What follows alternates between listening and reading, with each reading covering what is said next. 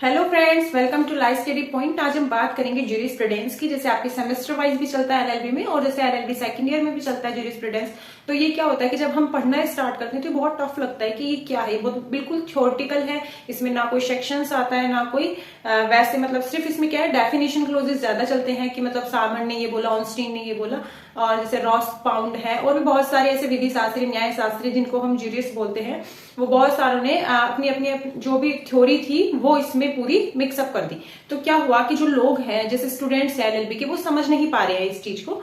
और जैसे जो पढ़ लेते हैं एक बार तो फिर भी थोड़ा बहुत समझ में आ जाता है, पर इसमें क्या होता है कि जैसे स्टार्टिंग में जब हम इसको स्टडी करते हैं तो समझ में नहीं आता, खासकर उन लोगों के जो मतलब जैसे जॉब भी कर रहे हैं, साथ में एलएलबी भी कर रहे हैं, तो उन लोगों की ज्यादातर दिक्कत हो जाती है। तो आज हम उसी के बारे में बात करेंगे कि आपको कैसे एग्जाम में इसको पढ़ना है और कैसे आपको मतलब स्टार्टिंग अच्छी करनी है, एंड अच्छा करना है, किस तरीके से आप इसमें नंबर अच्छे मतलब आप ला सकते हैं। तो आप वीडियो के लास्ट तक बने रहें, वीडियो को लाइक और शेयर भी करें, चैनल को सब्सक्राइब भी करें, साथ ही बेल आइकन पर भी प्रेस करें जिससे आगे आने वाली सारी वीडियोस की अपडेट्स आपको मिलती रहे। साथ ही अगर अभी तक आपने हमारा टेलीग्राम ग्रुप ज्वाइन नहीं किया तो वो भी ज्वाइन कर लीजिए, वहां भी सारी आपको लीगल अपडेट्स और जितनी भी जॉब से रिलेटेड जितनी भी अपडेट्स हैं, साथ ही में आपको प्रिपरेशन भी करवाई जाती है, उनसे रिलेटेड भी सारे पीडीएफ वगैरह सारी चीजें प्रोवाइड करवाई जाती है।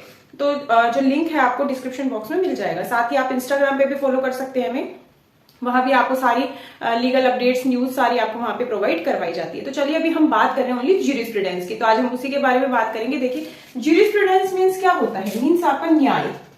न्याय क्या होता है, देखो जब भी आप ज्यूरिस्प्रूडेंस पढ़े तो माइंड में बिठा ले कि ये सिर्फ थ्योरेटिकल पार्ट है। इसमें सिर्फ हमें क्या करना है, एक रफ नोटबुक लेनी है, एक पेन लेना है, जिसमें आपको सिर्फ उसके जितने भी टॉपिक्स हैं वो सारे लिखने हैं, वन क्वेश्चन के। ऐसे नहीं है कि सभी का एक साथ। सिर्फ हमें अगर ज्यादा समझ में नहीं आ रहा है तो 2 क्वेश्चन पढ़े एक दिन का, और अगर अच्छे से समझ में आ रहा है तो आप एक दिन में 4 से 5 क्वेश्चन भी कर सकते हैं इसके। ठीक है, एक रफ नोटबुक ले, उसमें आप ये सारे, जैसे मान लो एक आप ले रहे हो, फर्स्ट अगर हम लेते हैं कि ज्यूरिस्प्रूडेंस है क्या चीज, हम उसको रिलेट करके बाकी सारी चीजें आज हम समझेंगे। देखो, जैसे आप ज्यूरिस्प्रूडेंस को डिफाइन करोगे, हम जैसे भी कोई आंसर शीट है हमारी एग्जाम में, ठीक है, अगर हम फर्स्ट क्वेश्चन का आंसर कर रहे हैं तो देखो उसमें क्या होता है कि जैसे ही हमें कोई भी क्वेश्चन करेगा, चाहे ये वाला करो, ये कोई भी क्वेश्चन करो, तो आपको सबसे पहले क्या लिखना है, उस ज्यूरिस्प्रूडेंस के बारे में आपको समझाना है कि ज्यूरिस्प्रूडेंस आया कहां से, क्यों बनाया गया, क्या मतलब क्या जरूरत पड़ गई हमारे को, कि हमारे मतलब से कोर्ट वगैरह में तो ज्यूरिस्प्रूडेंस नहीं चलता, तो हमारे को पढ़ाया क्यों जा रहा है ज्यूरिस्प्रूडेंस। ठीक है, बहुत सारे ऐसे लॉ है जो हमारे मतलब ज्यादातर काम भी नहीं आते, फिर भी लॉ बने हुए, पर वो कहीं ना कहीं हमारे को बहुत जरूरी है समाज के लिए भी। तो यही ज्यूरिस्प्रूडेंस है। तो ठीक है, अब आप देखो लाइन ऐड कर सकते हो इसमें कि जो 6 भारतीय दर्शन है हमारे, उनमें से एक क्या है, न्याय दर्शन, तो उसी को क्या कहते हैं, ज्यूरिस्प्रूडेंस। ठीक है, न्याय शास्त्र, विधि शास्त्र। ठीक है, और जो ज्यूरिस्प्रूडेंस एक लैटिन शब्द है जो किससे बना है, ज्यूरिस और प्रूडेंशिया से। ठीक है, ज्यूरिस और प्रूडेंशिया है उससे बना हुआ है, तो आप इसको ऐसे मतलब पूरा डिफाइन कर सकते हैं, ज्यूरिस प्रूडेंशिया जैसे बता रखा है। साथ ही में ये भी लिख सकते हो कि ज्यूरिस्प्रूडेंस है जो ऑर्गेनाइजेशन 1620 में हुआ सिस्टमैटिक नॉलेज ऑफ लॉ के लिए। ठीक है, और जो फ्रेंच में 17वीं सेंचुरी में हुआ। ज्यूरिस्प्रूडेंस क्या है, एक विज्ञान का क्या है, विज्ञान की जो विधि है या विधि का विज्ञान माने जिसको।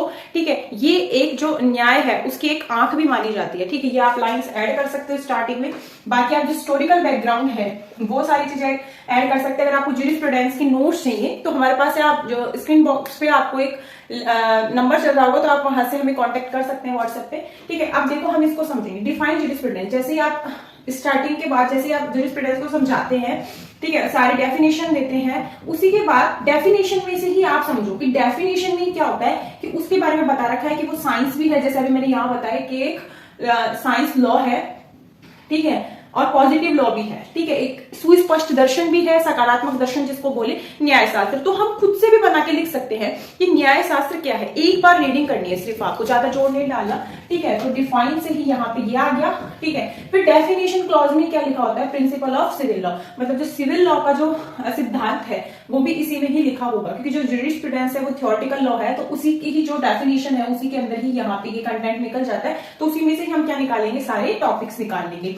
ठीक है, बस थोड़ा सा दिमाग की जरूरत है इसमें। Jurisprudence is the I of law, तो जो ये आई ऑफ लॉ है वो यहीं पे ही है, तो ये सारा उठा के यहाँ भी आप लिख सकते हैं। साथ में इसका डेफिनेशन क्लॉज, पॉजिटिव लॉ है वो कैसे आई ऑफ लॉ है उसको थोड़ा समझाना है कि 4-5 जितने भी ऑस्टीन सामंट जो भी आपके हेल्सबरी ये सारी चीज चलते हैं, इनके आपको डेफिनेशन देनी है, और साथ ही में कुछ टॉपिक्स निकाल के लिख देने कि ये प्रकृतिवादी है, ठीक है, सकारात्मक है, ये सारे, ये विज्ञान से जुड़ा हुआ है, कला और विज्ञान दोनों से जुड़ा हुआ है, ये सारी चीजें आप लिख सकते हो। साथ ही में शोर्स, वो भी इसी से रिलेट करके अगर हम चले तो डेफिनेशन जैसे ही आप लिखते हो तो उसी में से ही कुछ सोर्सेज आते हैं, जैसे ये उत्कृष्ट विधि है, न्याय दर्शन है, यहाँ पे क्या है, एक कानूनी प्रेरणा मिलती है, ये सारी चीजें आप शोर्स, और जो शोर्स आपको जो बुक्स में दे रखे हैं कुछ वो शोर्स, तो सारे मिला के आप लिख सकते हैं। ठीक है, अब आती है यहां से थोड़ा अलग हो जाता है। ये देखिए, जैसे ही कोई हम लॉ पढ़ते हैं तो उसके कस्टम और प्रेसिडेंट्स होते हैं। कस्टम्स क्या है कि रूढ़ी क्या चलती है कि वो कहां से उठाया गया, कैसे बनाया गया। जैसे अगर हम बात करें कि जो हमारा आईपीसी है उसमें पहले क्या होता था कि जैसे अगर किसी ने मेरी एक आंख फोड़ी तो उसको दंड भी क्या मिलता था कि उसकी भी एक आंख फोड़ी जाएगी, तो वो एक रूढ़ी प्रथा थी। ठीक है, ऐसे ही न्याय दर्शन में है पूर्व निर्णय, ये न्यायालय देता है और जो न्यायाधीश होते हैं वो देते हैं।